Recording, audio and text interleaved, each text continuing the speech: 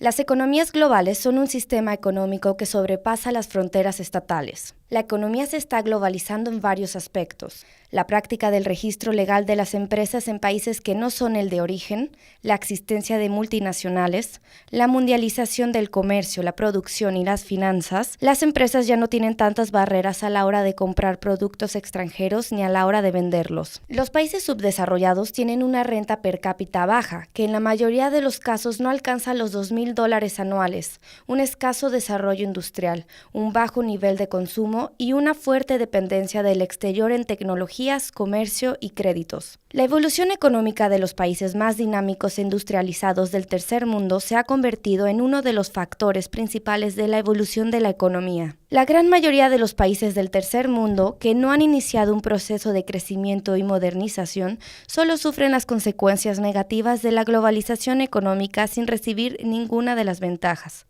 Hola, bienvenidos a una emisión más del programa Panorámico, aquí una producción del Tecnológico de Monterrey en cooperación con el Sistema Jalisciense de Radio y Televisión.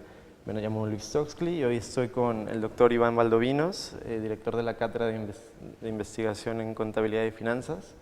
Y pues bueno, hoy precisamente vamos a hablar del impacto en la economía global de las crisis financieras.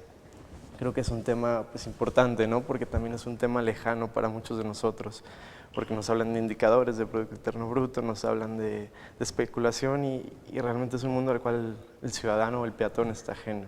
Entonces me da mucho gusto tenerlo aquí, bienvenido y vamos a empezar a platicar. Gracias, Luis, por la invitación. Y pues bueno, lo primero que le quería preguntar es ¿qué podemos entender por economía global? ¿Cómo está construida? Sí, mira, por un lado, economía global significa el agregado de todas las economías nacionales en el mundo. El Fondo Monetario Internacional mide el Producto Interno Bruto de cada economía y los agrega. Por ejemplo, para este 2011 se espera un crecimiento de la economía global en un 3.2%. Obviamente países desarrollados, en vías de desarrollo, asiáticos, traen diferentes niveles de crecimiento y se reportan a través del Banco Mundial. Eso por un lado, ¿no? Por otro lado, economía global también entendemos al hecho de que pues, actualmente las economías nacionales pues, están ligadas unas con otras, de tal manera que si en un país se ha afectado por incrementos en su tasa de interés, incremento en el desempleo, problemas con su deuda, pues eso termina impactando a otros países y a eso se le llama economía global, ¿no? Estamos afectados por lo que ocurre en otros países, no estamos únicamente aislados en México, ¿no? ¿Y en qué momento se establecen estas relaciones como de interdependencia? Pues tiene que ver mucho con la relación comercial que existe entre países. Hay factores que van a afectar, por ejemplo, tasas de interés, que si van a la alza, pues eventualmente se van a traducir en que tú o yo tengamos que pagar más por un crédito para un auto, para una casa, etcétera, ¿no? Entonces, de esa manera estamos ligados, ¿no? De una manera muy simplista a lo mejor. Me preguntaba, ¿no? ¿Quiénes son los principales actores en esta economía global? Sí, mira, en términos de Producto Interno Bruto, el primer lugar sería Europa, la Unión Europea, si se toma en su conjunto. Como países, pues tenemos principalmente Estados Unidos, Japón, China, Alemania, Inglaterra, Francia, Brasil, Italia. México, por ejemplo, ocupa el lugar número 14 en esa lista. Sí, es lo que está. Y, por ejemplo, los países en vías de desarrollo, ¿cuál es ahora sí que su posición respecto a la influencia que reciben o también la influencia que ejercen sobre estos principales actores? ¿Cómo lo puede describir? Sí, mira, como te mencionaba al principio, se espera que el Producto Interno Bruto a nivel mundial crezca un 3.2%, ¿no?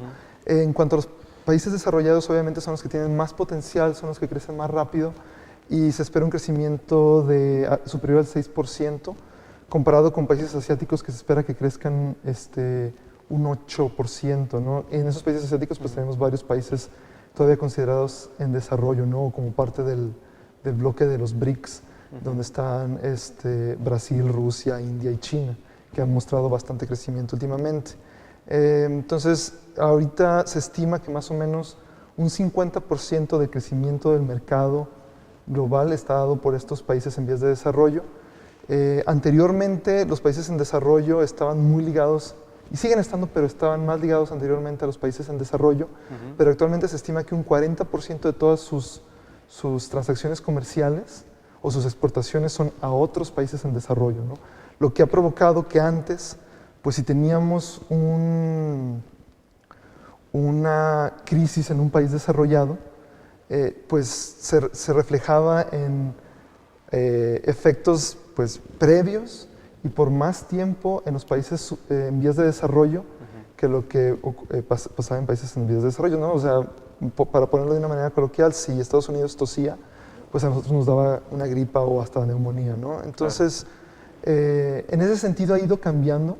Hemos visto que cuando un país en desarrollo entra en una crisis, cuando un país desarrollado entra en una crisis, los países en desarrollo ya no es tanto el efecto, porque están más ligados entre ellos, tal vez, y sus mercados no caen como lo hacían antes, ¿no? Entonces, como que el país en desarrollo está cada vez más capacitado para paliar la crisis que anteriormente, ¿no? El hecho de que se ha ido separando un poco de estos países en vías en desarrollo.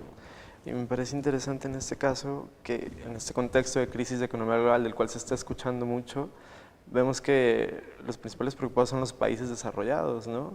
Por ejemplo, Alemania y Francia en la Unión Europea que tienen todo este problema con Grecia, las posibles caídas del mercado en Italia y en España, o por ejemplo Estados Unidos que se encuentra en una economía estancada.